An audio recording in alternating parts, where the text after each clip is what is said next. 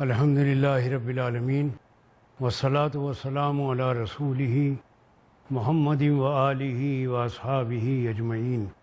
محترم ناظرین و سامعین، ہماری گفتگو کا سلسلہ جو اسلام اور انسانی حقوق کے عنوان سے آپ کے سامنے پیش کیا جا رہا ہے، اب ہمیں اس پر بات کرنی ہے کہ اسلام یہ حق قرار دیتا ہے اور اس کا پابند بناتا ہے کہ ناپ تول میں کمی نہ ہو۔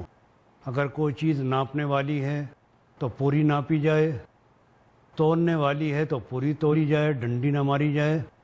اسی لیے اللہ تبارک و تعالیٰ نے سورہ اعراف میں اس کی آیت نمبر 85 میں یہ بات ارشاد فرمائی، اوفوا الکیل والمیزان ولا تبخسوا الناس اشیاءہم۔ دیکھو، پورا پورا ناپا کرو، پورا پورا تولا کرو اور لوگوں کو ان کے مال میں گھاٹا نہ دو۔ قرآن مجید میں حضرت شعیب علیہ السلام کا واقعہ بڑی تفصیل کے ساتھ بیان ہوا ہے، اور ان کے بارے میں یہ آیا ہے کہ جو ان کی قوم تھی جن کی طرف اللہ تعالیٰ نے ان کو پیغمبر بنا کر بھیجا تھا، اس قوم میں یہ بڑا عیب پیدا ہو گیا تھا کہ وہ کم تولتے تھے، کم ناپتے تھے، جس کو کہتے ہیں ڈنڈی مارنا۔ تو ان لوگوں میں یہ عام بات تھی کہ چیزوں کو کم کر کے گاہک کو دینا ہے۔ اصل میں یہ جو عادت ہے کم کر کے دینے کی، یہ ایک بہت ہی گھٹیا عادت ہے۔ گھٹیا اس معنی میں ہے کہ آدمی جب کم تولتا ہے یا کم ناپتا ہے تو وہ ایک چوری کرتا ہے اس میں سے، اور گاہک کو اس کی خبر نہیں ہونے دیتا۔ لینے والا تو سمجھتا ہے کہ جتنا میں نے لیا ہے اتنا پورا مل رہا ہے، لیکن وہ پورا ہوتا نہیں ہے۔ اس میں سے وہ تھوڑا سا کم کر لیتا ہے، اور وہ اس طرح سے ایک چوری کرتا ہے جو ذہنی پستی کی علامت ہے۔ تو یہ جو ذہنی پستی ہے، یہ اسلام اس کو روکنا چاہتا ہے کہ انسان کا جو سوچ ہے وہ بلند ہونی چاہیے، گھٹیا پن نہیں ہونا چاہیے۔ ذرا سا اس میں سے کم کر لیا اور گاہک کو پتہ نہیں لگ رہا ہے، اس طرح آپ اس کو بے خبر رکھ کر اپنی جیب بھرنا چاہتے ہیں۔ تھوڑا تھوڑا کر کے سارے دن میں آپ نے کم کرتے رہے، شام کو اچھی خاصی آپ نے اس میں چوری کر لی، اچھا خاصا کم کر لیا۔ تو یہ وہ ذہنیت ہے جس کو اسلام روکنا چاہتا ہے۔ کہتا ہے کہ جب آپ پورے پیسے لے رہے ہیں تو چیز بھی پوری دو، اور خریدار کو گھاٹا مت دو۔ ناپ تول میں بھی کمی نہیں ہونی چاہیے اور اس میں کوئی ملاوٹ بھی نہیں ہونی چاہیے کہ گھٹیا چیز آپ نے دے دی، پیسے بڑھیا کے لے لیے۔ حضرت امام ابو حنیفہ رحمۃ اللہ علیہ کا ایک بڑا واقعہ لکھا ہے، بڑا ان کے عبرت والا واقعہ ہے، اور ان کی محتاط عادت اور ان کے تقوی اور پرہیزگاری کو بتاتا ہے۔ حضرت امام ابو حنیفہ رحمۃ اللہ علیہ کپڑے کے بہت بڑے تاجر تھے، تھوک تجارت کپڑے کی کیا کرتے تھے۔ ان کا واقعہ لکھا ہے کہ ایک مرتبہ ان کے ہاں تھان آئے کپڑے کے، ان میں قیمتی تھان بھی تھے اور کم قیمت تھان بھی تھے، لیکن دونوں کا ڈیزائن ایک جیسا ملتا جلتا تھا، یعنی پتہ نہیں لگتا تھا کہ یہ بہت قیمتی ہے اور یہ اس سے کم درجے کی کوالٹی کا ہے۔ ان کا ڈیزائن ایسا تھا کہ وہ دیکھنے میں جلدی سے پتہ نہیں لگتا تھا۔ تو وہ نماز پڑھنے کے لیے امام صاحب جانے لگے، اور جاتے ہوئے انہوں نے اپنے دکان کے ملازم سے کہا کہ دیکھو، اگر کوئی گاہک آئے تو اس بات کا دھیان رکھنا کہ یہ بڑھیا والا ہے، یہ گھٹیا والا ہے، اس کی قیمت یہ ہے، اس کی قیمت یہ ہے۔ ایسا نہ ہو کہ تم یہ کم قیمت والا زیادہ قیمت میں دے دو، اس بات کا خوب دھیان رکھنا۔ حضرت امام صاحب نماز کے لیے مسجد میں چلے گئے۔ اتفاق کی بات یہ کہ باہر سے کوئی تاجر آ گیا اکٹھا مال لینے کے لیے، اور اس نے تھان پہ تھان، بھائی یہ بھی تھان دے دو، وہ بھی تھان دے دو، بہت سارا مال اس نے پیک کرا لیا۔ اب جب وہ بہت سارا مال لے رہا تھا تو اس میں ملازم کو دھیان نہیں رہا، اور وہ جو کم قیمت والے تھان تھے وہ اس نے زیادہ قیمت والے تھانوں میں ملا کر اسی زیادہ قیمت پر ان کو دے دیے۔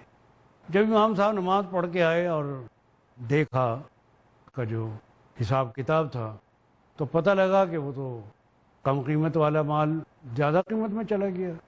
اب اور کوئی عام آدمی ہوتا تو سوچتا کہ چلو کیا بات ہے بھائی، زیادہ میں چلا گیا، اس میں کیا ہے، اچھا ہے، زیادہ فائدہ ہو گیا۔ لیکن وہ محتاط آدمی تھے بہت، کہا کہ یہ تو گاہک کا نقصان ہو گیا، ہمیں اپنا ہی فائدہ تھوڑا ہی کرنا ہے، مناسب نفع لینے کا تاجر کو حق ہے، لیکن گاہک کا نقصان نہیں ہونا چاہیے، تو گاہک کا نقصان ہو گیا۔ تو انہوں نے ملازم کو دوڑایا کہ جاؤ جلدی سے جاؤ، دیکھو ان کو لے کر آؤ اور ان کو ان کے پیسے واپس کیے جائیں۔ اب وہ باہر کا تاجر تھا، وہ نکل گیا جلدی سے، بہت تلاش کیا، وہ واپس نہیں آیا، ملے نہیں گئی۔ امام صاحب کو بڑا دکھ ہوا اور بڑا احساس ہوا کہ بھئی غلطی ہو گئی ہے یہ، حالانکہ غلطی انجانے میں ہوئی تھی، جان بوجھ کر ایسا نہیں کیا گیا تھا، مگر وہ انجانے کی غلطی بھی ان کی نظر میں بہت بڑی تھی بات تھی۔ تو امام صاحب نے اس کی تلافی یہ کی کہ اب وہ تاجر تو ملا نہیں، وہ باہر کا تھا، چلا گیا تھا، تو اس دن کی جتنی آمدنی تھی، جتنا مال فروخت ہوا تھا، وہ سب کا سب اللہ کے راہ میں صدقہ کر دیا، اللہ کے راستے میں دے دیا، پوری آمدنی اس دن کی۔ کہا کہ نہیں، اب اس کی تلافی یہی ہے۔ تو اس سے آپ اندازہ لگائیے کہ اسلام کی تعلیم کا کیا اثر ہوتا ہے تاجر پر بھی اور خریدار پر بھی، بیچنے والا ہو خریدنے والا ہو، دونوں کا مفاد اسلام سامنے رکھتا ہے۔ اور اس کو جو تجارتی ایمانداری ہے، کاروباری ایمانداری ہے، اس کو وہ ایک پالیسی نہیں بلکہ ایک فرض قرار دیتا ہے۔ بہت سے لوگ تو سمجھتے ہیں پالیسی ہے، بڑا مشہور ہمارے یہاں انگریزی میں جملہ ہے، honesty is the best policy, ایمانداری بڑی اچھی پالیسی ہے۔ پالیسی نہیں ہے، پالیسی تجارت کے لیے بے شک مفید ہے، لیکن اسلام کی نظر میں انسان کے اخلاق زیادہ ہیں، وہ اخلاقی حیثیت سے انسان کو دیکھتا ہے۔ انسان کے اخلاق کے لیے ضروری ہے کہ وہ اس دیانت داری اور ایمانداری کو پالیسی نہیں بلکہ اپنا فرض سمجھے، اور یہ سمجھے کہ مجھے اللہ تعالیٰ کے ہاں جواب دینا پڑے گا۔ اگر میں کوئی بے ایمانی کروں گا تو یہ بے ایمانی اللہ کی نگاہوں سے تو چھپی نہیں رہے گی۔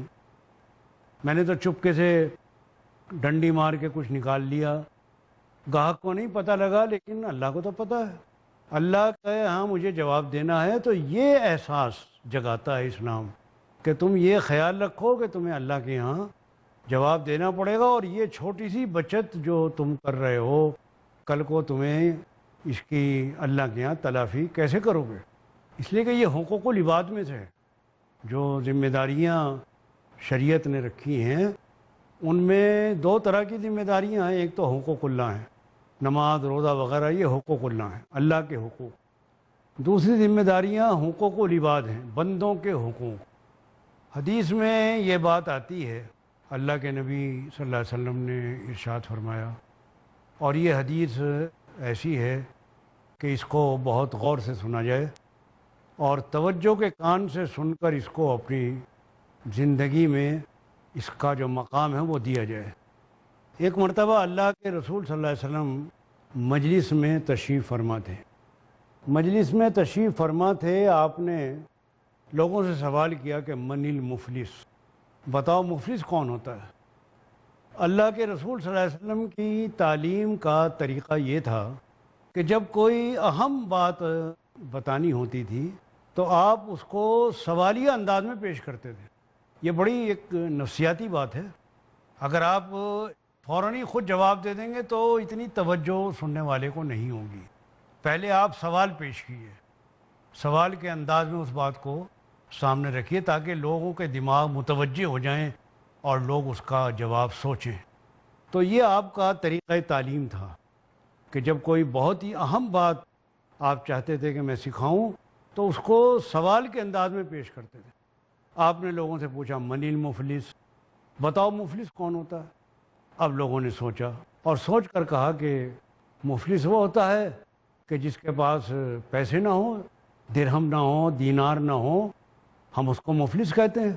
آپ نے فرمایا کہ نہیں، مفلس وہ نہیں ہے، مفلس وہ ہے کہ وہ اللہ کے یہاں بڑے اچھے اچھے عمل لے کر پیش ہوا، خوب نمازیں پڑھی تھیں، خوب روزے رکھے تھے، جناب حج بھی کر آئے تھے، بڑی تسبیحات پڑھتے رہتے تھے، حقوق اللہ کی ادائیگی میں بڑے مستعد تھے، لیکن حقوق العباد میں کوتاہی کر جاتے تھے۔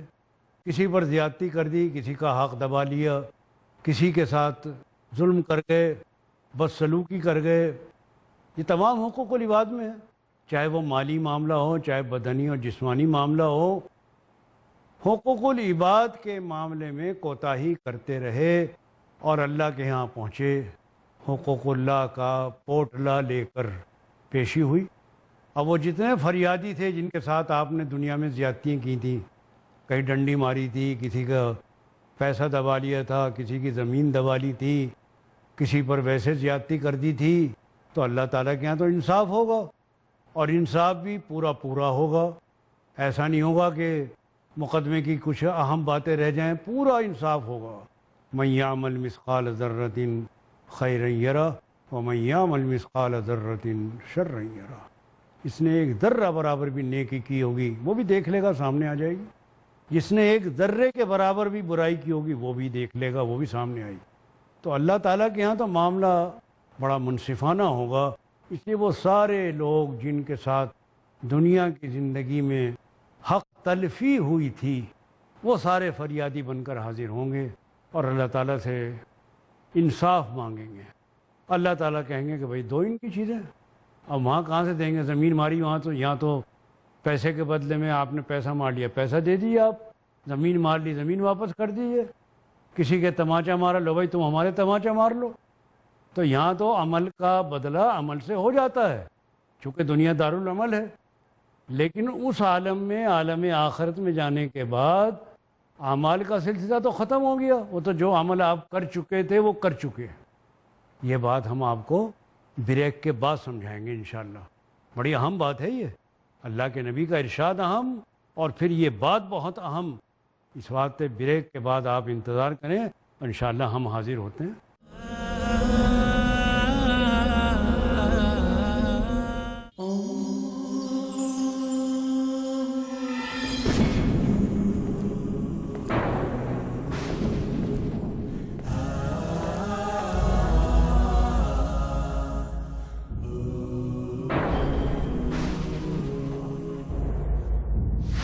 ہر لمحہ اسی کا ذکر ہو جو ہم سب کی فکر کرتا ہے۔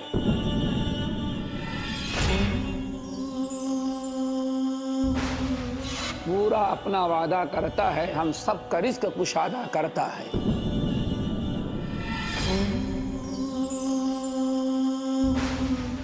نیک اعمال کے بدلے ہمارے مال میں اضافہ کرتا ہے۔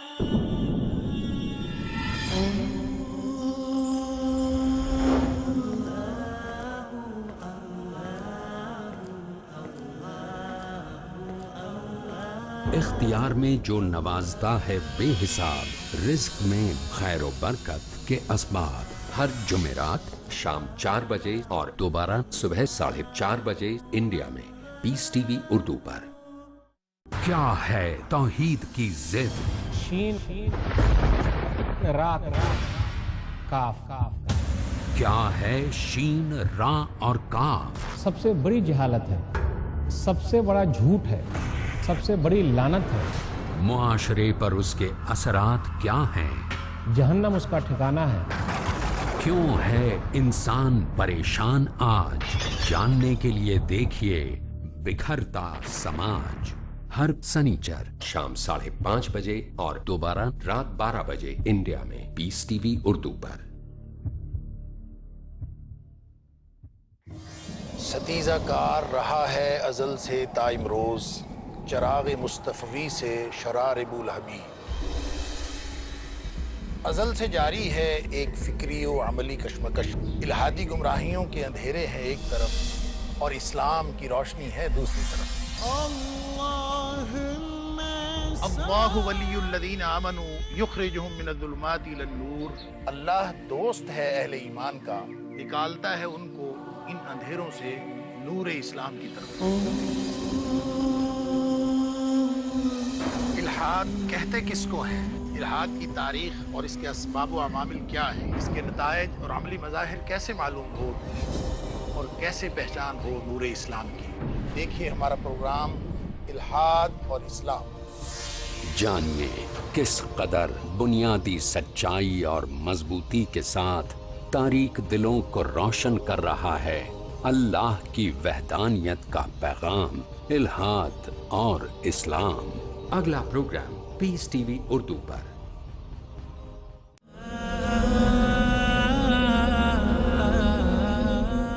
الحمدللہ رب العالمین والصلاة والسلام علی رسولہ محمد و آلہ و اصحابہ اجمعین۔ محترم ناظرین و سامعین، بریک کے بعد ہم حاضر خدمت ہو گئے ہیں اور واقعہ چل رہا ہے حضور نبی کریم صلی اللہ علیہ وسلم کی تعلیم کا۔ آپ نے لوگوں سے سوال کیا کہ من مفلس کون ہوتا ہے؟ لوگوں نے سوچا اور سوچ کر جواب دیا کہ اللہ کے رسول، مفلس وہ ہوتا ہے جس کے پاس درہم و دنانیر نہ ہو، پیسے نہ ہوں، غریب آدمی ہو، وہ مفلس ہے، بیچارہ محتاج ہے۔ آپ نے فرمایا کہ نہیں، مفلس وہ نہیں ہے۔ مفلس وہ ہے کہ وہ اللہ کے یہاں بڑے اچھے عمل لے کر پیش ہوا، خوب نمازیں پڑھی تھیں، خوب روزے رکھے تھے، جناب حج بھی کر آئے تھے، بڑی تسبیحات پڑھتے رہتے تھے، حقوق اللہ کی ادائیگی میں بڑے مستعد تھے، لیکن حقوق العباد میں کوتاہی کر جاتے تھے۔ کسی پر زیادتی کر دی، کسی کا حق دبا لیا، کسی کے ساتھ ظلم کر کے، یہ تمام حقوق العباد میں ہے، چاہے وہ مالی معاملہ ہو، چاہے بدنی اور جسمانی معاملہ ہو۔ حقوق العباد کے معاملے میں کوتاہی کرتے رہے اور اللہ کے ہاں پہنچے، حقوق اللہ کا پوٹلا لے کر پیشی ہوئی۔ اب وہ جتنے فریادی تھے جن کے ساتھ آپ نے دنیا میں زیادتیاں کی تھیں، کہیں ڈنڈی ماری تھی، کسی کا پیسہ دبا لیا تھا، کسی کی زمین دبا لی تھی، کسی پر ویسے زیادتی کر دی تھی، تو اللہ تعالیٰ کے یہاں تو انصاف ہوگا، اور انصاف بھی پورا ہوگا۔ ایسا نہیں ہوگا کہ مقدمے کی کچھ اہم باتیں رہ جائیں، پورا انصاف ہوگا۔ من یعمل مثقال ذرۃ خیرا یرہ ومن یعمل مثقال ذرۃ شرا یرہ۔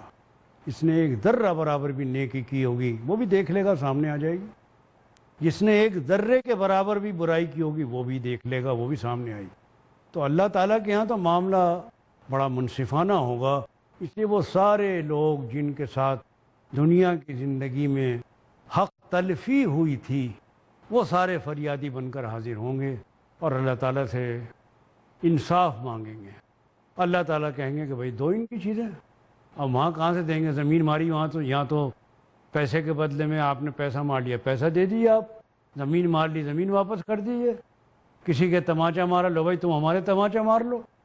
تو یہاں تو عمل کا بدلہ عمل سے ہو جاتا ہے، چونکہ دنیا دارالعمل ہے، لیکن اس عالم میں، عالم آخرت میں جانے کے بعد اعمال کا سلسلہ تو ختم ہو گیا۔ وہ تو جو عمل آپ کر چکے تھے وہ کر چکے، اب عمل کا سلسلہ تو رہے گا نہیں کہ لیجئے صاحب آپ میرے مار لیجئے۔ اب تو جو اعمال آپ کے وہاں ہیں ان میں سے دینے پڑیں گے، کیے ہوئے اعمال، نئے عمل تو ہوگا نہیں۔ اب اللہ تعالیٰ پوچھیں کیوں بھائی تم اپنے حق کیسے چھوڑ سکتے ہو کہ صاحب مجھے اتنے سال کی نمازیں دلوائیے۔ اب جتنا ثواب اتنے سال کی نمازوں کا ہے وہ ان کو دیا جائے گا، لو بھائی ان کے حساب میں۔ دوسرا آئے گا کیوں بھائی تم کیسے چھوڑ سکتے ہو اپنا حق کہ صاحب اتنے سال کے روزے مجھے دیے جائیں اس کا ثواب، چلو بھائی یہ روزے ان کو دو۔ اور وہ جتنے نیک اعمال لے کر آئے تھے سب اہل حقوق میں تقسیم ہو گئے، اور پھر بھی کچھ نہ کچھ باقی رہ گئے حق، اعمال تو ختم ہو گئے، دینے کو کچھ رہا نہیں۔ اب فرمائیے کیا کریں گے آپ؟ فرمایا یہ ہے مفلس، میری امت کا مفلس یہ ہے۔ ارے بھائی دنیا میں دولت نہیں رہی، آج نہیں رہی کل آ جائے گی، کاروبار میں گھاٹا بھی ہو جاتا ہے، گھاٹا بھی ہو جاتا ہے، نفع بھی ہو جاتا ہے، دولت تو آنی جانی ہے، دنیا میں آ رہی ہے جا رہی ہے، آج غریب ہے کل کو مالدار بن گیا، آج مالدار ہے کل کو غریب ہو جائے گا، لیکن وہاں کا معاملہ تو اور کچھ ہے۔ تو یہاں کا تو مفلس ہمیشہ نہیں رہے گا، لیکن وہاں کا مفلس رہے گا۔ اس لیے فرمایا کہ میری امت کا مفلس وہ ہے۔ تو حقوق العباد کا معاملہ بڑا ہی سنگین اور بہت ہی نازک ہے، اور اکثر و بیشتر ہم سے اس سلسلے میں کوتاہیاں ہو جاتی ہیں۔ ہم دنیا میں اس کی معافی اور تلافی کی توجہ کم ہی کرتے ہیں۔ بہت کم لوگوں میں اگر ویسے ہی کوئی ضابطہ پورے کے لیے جی مجھے معاف کر دیا بھائی کوئی خطا ہو گئی ہو، یہ معافی نہیں ہوتی۔ معافی تو وہ ہے جو واقعی آدمی دل سے مانگے اور معاف کرنے والا دل سے معاف کرے۔ آپ نے چلتے چلتے ہاں جی دیکھو وہ ذرا خیال رکھیں مجھ سے کوئی غلطی نہ ہو گئی، وہ معاف کر دیا، خانہ پوری کو آپ کہہ گئے، یہ معافی نہیں ہے۔ تلافی بھی ہے، معافی بھی ہے۔ جو معافی والا عمل ہے اس میں معافی ہے، جو تلافی والا عمل ہے اس میں تلافی ہے۔ تو ہم لوگ ذرا کم ہی اس طرف دھیان دیتے ہیں، نتیجہ یہ ہوتا ہے کہ حقوق و لباس کی کمی رہ جاتی ہے۔ ناپ تول کی جو کمی کا معاملہ ہے یہ حقوق و لباس سے تعلق رکھتا ہے، اور اسلام نے اس کی طرف بہت ہی زیادہ توجہ دلائی ہے کہ دیکھو اس معاملے میں کوئی کوتاہی نہ ہونے پائے۔ اب میں اگر آپ کو اللہ کے رسول صلی اللہ علیہ وسلم کا ایک واقعہ سنا دوں تو یقیناً یہ واقعہ ہماری زندگی میں تبدیلی لانے کا سبب بن سکتا ہے۔ ایک مرتبہ آپ نے تمام صحابہ کے سامنے منبر پر کھڑے ہو کر یہ بات ارشاد فرمائی کہ اے لوگوں، میں یہ سمجھ رہا ہوں کہ شاید بہت زیادہ عرصہ میں تمہارے درمیان نہیں رہوں گا۔ میں یہ چاہتا ہوں کہ جب میں دنیا سے جاؤں تو کسی کا کوئی حق لے کر نہ جاؤں، ہلکا پھلکا ہو کر دنیا سے جاؤں۔ اگر تم میں سے کسی کا کوئی حق میرے ذمے ہو تو وہ یا تو مجھے معاف کر دے یا اپنا حق مجھ سے وصول کر لے، آخرت پر معاملہ نہ چھوڑے۔ بڑے پردرد انداز میں اللہ کے رسول صلی اللہ علیہ وسلم نے صحابہ کرام کے سامنے یہ بات کی۔ اس مجمع میں سے ایک صاحب کھڑے ہو گئے اور انہوں نے کہا کہ اللہ کے رسول، چونکہ آپ نے حق کی بات کہی ہے تو میرا ایک حق آپ کے ذمے ہے اور میں اس کو وصول کرنا چاہتا ہوں، معاف کرنا نہیں چاہتا۔ آپ نے فرمایا کہ تم بتاؤ تمہارا کیا حق ہے، تم اس کو وصول کر لو۔ ان صاحب نے کہا کہ اللہ کے رسول، آپ نے ایک مرتبہ بغیر کسی قصور کے مجھے مارا تھا، میں چاہتا ہوں اس کا بدلہ لوں۔ آپ نے فرمایا کہ تمہیں حق ہے، تم بدلہ لے سکتے ہو۔ آپ ممبر سے نیچے اتر آئے، فرمایا کہ لو تم بدلہ لے لو۔ انہوں نے کہا اللہ کے رسول، آپ نے مجھے لکڑی سے مارا تھا۔ فرمایا بھائی لکڑی لے کر آؤ۔ وہ لکڑی منگائی گئی، آپ نے اس کے ہاتھ میں دی کہ لو بھائی یہ لکڑی ہے، تم بدلہ لے لو۔ انہوں نے کہا کہ اللہ کے رسول، آپ نے جب مارا تھا تو میرے اوپر کا بدن ننگا تھا، میں نے قمیص نہیں پہنی ہوئی، میرے ننگے بدن پر مارا، اس لیے میں چاہتا ہوں کہ میں بھی ننگے بدن پر ہی ماروں۔ آپ نے قمیص مبارک اتار دی، فرمایا کہ تم میرے ننگے بدن پر مار لو۔ اب بتائیے، اللہ کے رسول صلی اللہ علیہ وسلم تیار کھڑے ہوئے ہیں اور وہ صاحب لکڑی لیے ہوئے ہیں، وہ آگے بڑھتے ہیں اور ایک دم لکڑی پھینک کے آپ سے لپٹ جاتے ہیں، آپ کی مہر نبوت کو بوسہ دیتے ہیں اور عرض کرتے ہیں کہ اللہ کے رسول، آپ نے کب کس کا حق مارا ہے؟ یہ تو آپ نے ایک دفعہ پیار سے ایسے ہی لکڑی مجھے لگا دی تھی ننگے بدن پہ، میں نے موقع غنیمت سمجھا کہ آج آپ خود فرما رہے ہیں، لہذا میں اپنا بدن آپ کے بدن مبارک سے ملا لوں اور آپ کی مہر نبوت کو بوسہ دے لوں۔ بس اللہ کے رسول یہی تمنا تھی، اس لیے میں نے یہ بات عرض کی۔ لیکن اس واقعے کے اندر آپ یہ دیکھیے کہ اللہ کے نبی کا اسوہ کیا ہے، اور بڑے پہلو ہیں اس کے اندر بات کرنے کے لیے کہ کس طرح آپ اس بات کو سکھا کر جا رہے ہیں، لوگوں کو بتا کر جا رہے ہیں کہ ہر شخص کو یہ دیکھنا چاہیے کہ اس سے اگر کوتاہی ہوئی ہے تو وہ معافی تلافی کر لے، ایسا نہ ہو کہ دنیا سے رخصت ہونے کا وقت آ جائے اور لوگوں کے حقوق اس کے ذمے باقی رہ جائیں۔ تو یہ ناپ تول کا جو معاملہ ہے یہ حقوق و لباس سے تعلق رکھتا ہے، اس لیے اسلام نے بڑی تاکید کی ہے اور دنیاوی اور اخروی اعتبار سے اس کو بہت اچھی طرح سے کھول کر بیان کیا ہے۔ اللہ تعالی ہمارے معاشرے کو ایسا صاف ستھرا اور پاکیزہ بنا دیں کہ پوری چیز صحیح ناپ تول کے ساتھ لوگوں کو ملتی رہے اور لوگ اپنے سمجھتے رہیں کہ جو کچھ ہمارے ساتھ ہو رہا ہے بڑے انصاف کے ساتھ ہو رہا ہے۔ وآخر دعوانا ان الحمد للہ رب العالمین۔